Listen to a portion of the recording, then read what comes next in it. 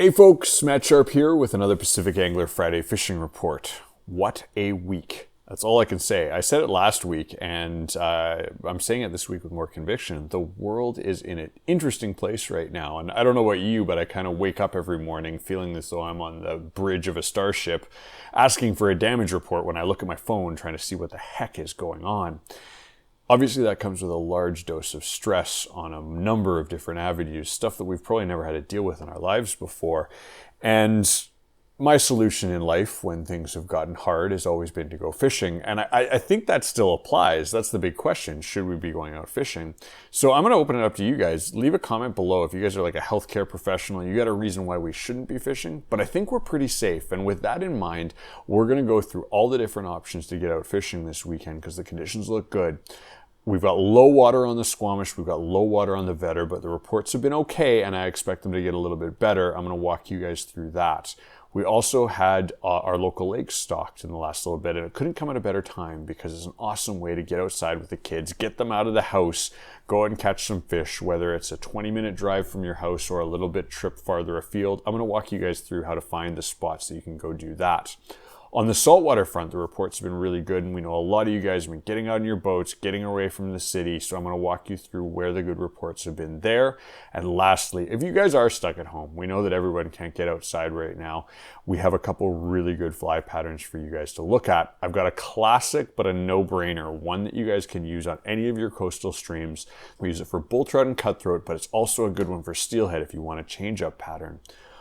Lastly, I've got one more fly for you, and it's one we released last week, but I didn't talk about it in last week's fishing report, and it's a game changer as far as I'm concerned. It's one that Zach did, and it's how he ties legs in on crab patterns. Now, if you guys are a avid warm water fisherman, you know that the way you space legs out on a crab pattern need to be right.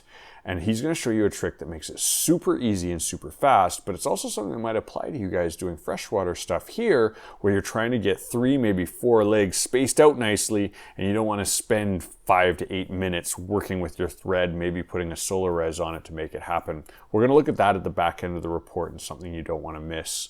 As always, guys, you want to see more reports like this, please consider hitting the subscribe button. Hit that like button. Let's get into the report.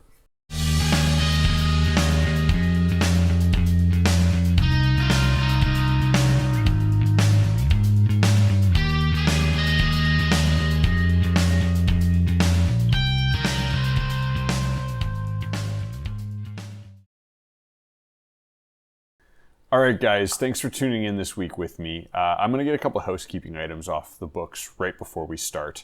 The first one is we are still open, at least as I'm filming this. We're going to be following the best recommendations from the BC government when it comes to keeping the store open.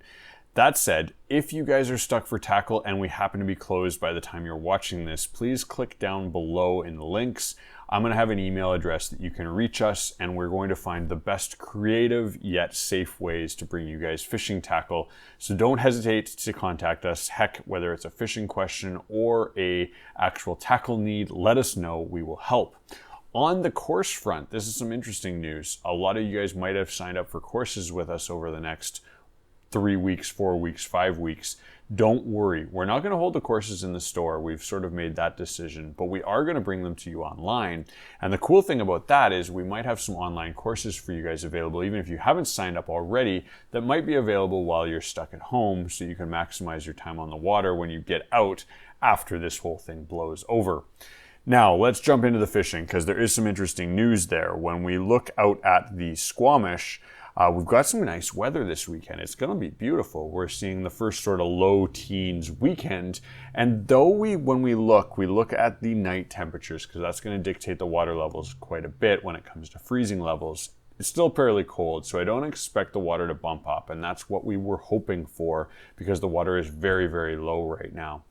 When we throw it out to the real-time hydrometrics, you can see here's the Squamish, and she's running at like a 1.58, 1.6 sort of level, which is about as low as I've ever seen her, and that's going to cause some issues when you guys are out fishing. It's going to be very, very clear water. All the fish are going to be bunkered down, and even if it's warm outside, at least early mornings, late at night, the water's still going to be really cold because that water's straight off a glacier, and it's not going to warm up. That said, start looking for big shallow areas where the sun can hit it directly. That water is going to warm up considerably, and that's where we're going to see the first noticeable fry hatch. Now, you're obviously not going to catch bull trout and rainbows in that kind of water, but if you look downstream, look at the deepest spot downstream from a large area of shallow water that you might be finding fry in, and that's where the bull trout and the rainbows are going to be feeding. So it's definitely worth getting out. We had good reports this week considering the conditions. Most of the guys that went out found a bull trout or two here or there, and I expect those reports to be a little bit better this weekend. Nothing to write home about, but definitely worth getting out there. And heck, a hike right now is probably the best social distancing you can do. Now, when we throw it out to the Chilliwack, we're seeing even warmer temperatures, and that's good on the steelhead front. Again, the water is very, very low. But with warmer weather comes again more fry hatching, and steelhead will key in on some fry as well, so you might consider tumbling some Colorado blades. Skinny G's under a float can be really effective as well as your spinners and spoons are very, very effective in this time of year when things are just warming up. On the Squamish front, when you're looking at gear, consider the same things when you're float fishing and throw in your fry pattern if you're a fly fisherman. We've still got a bunch of the shop, and if you need some, let us know. Like I said, if the shop is closed, hit that email up in the links in the description below and we'll make sure we get you some. Okay, when we roll it out to the saltwater front, that is another one you guys want to be considering right now, and the reports there have been good. We've been hearing reports farther up House Sound than maybe the easy spots around Bowen, but maybe push in a little bit farther, and they've been good. We've also heard really good reports in the harbor. The reports from the Bellboy have been excellent for this time of year, and we've heard reports that they aren't right on the bottom like they might be a month ago, where guys are running sort of 60, 80, 90 on their downriggers and finding fish. So definitely worth looking at. We've been running slightly larger spoons. Those have seemed to be successful because the bait we've been seeing is a little bit bigger as well. So if you're getting out there, definitely worth taking a look at, and the crabbing's been good as well as the prawning. So get out now while we've got about 10 days left in the actual open season before they change the regulations at the end of the month, and it's worth looking at.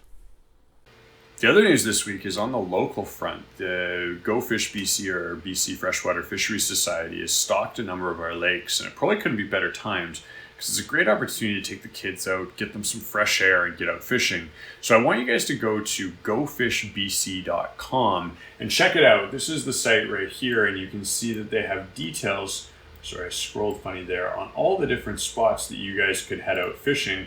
And there's a number of options there that are either very easy or a little bit farther afield. And they have all the reports of when they put the fish in. In the fishing report blog version, we've got a list of some of the lakes that they put fish in, but you can also check it out on here. It's just as easy. And I definitely recommend getting out if you've got a kids that you want to go out for a couple hours and have a pretty high likelihood of catching some fish. The way we fish for those is a float, a weight, and bait, or a bottom rig with bait. If you guys want to learn a little bit more about those, give the shop a call. Even if we're closed, I'll answer the phone, or one of the guys will answer the phone. We can walk you how to rig that. And if you want to come down, we can walk you through the basic gear. It's not expensive. Very easily we can get you set up to go enjoy this fishery. Now, on the fly front, when we pull that up, I've got a couple cool flies for you this weekend. And the first one is Zach's par pattern. Now, funnily enough, back when I worked at Hub Sports in like 2003, I was actually commercially tying flies like this. They weren't half as nice as actually what Zach tied in this video, but this was one that was sort of trending at the time when things warmed up in the spring for actually catching steelhead. We tied it with kind of a classic tan back, and it fished really well. This was sort of before the time of intruders for steelhead, and we put a bunch of steelhead on the board with this pattern, so definitely something you guys would consider. As things have progressed over the last decade and a half, we've noticed that white is extremely productive for bull trout, and something that we fish a ton when we're out on the Squamish or any of our coastal streams in between. And so this style of pattern, though it's classic, though it's not articulated, is a great imitation for when we have par, the larger salmon fry coming out, or the ones that have lived in the river for up to a year and are now active because it's gotten warmer. So one you want to consider, stick in your box, check it out. It's sort of an intermediate pattern, so anyone who's fly tying out there should be able to handle it. Now, when we flip it around and look at the next video, this one's very close to my heart because, as you guys know, I love warm water fishing. It's my favorite thing to do. I'm still a little bit sore about the fact that Christmas Island got canceled for us this year. But in Christmas Island, there's this crazy fish called the triggerfish, and they're hilariously hard to catch, very smart, very tough on gear. They can chomp through hooks very easily, but they're extremely picky and sensitive as well. The turnip crab is a pattern that we use quite a bit for these trigger patterns.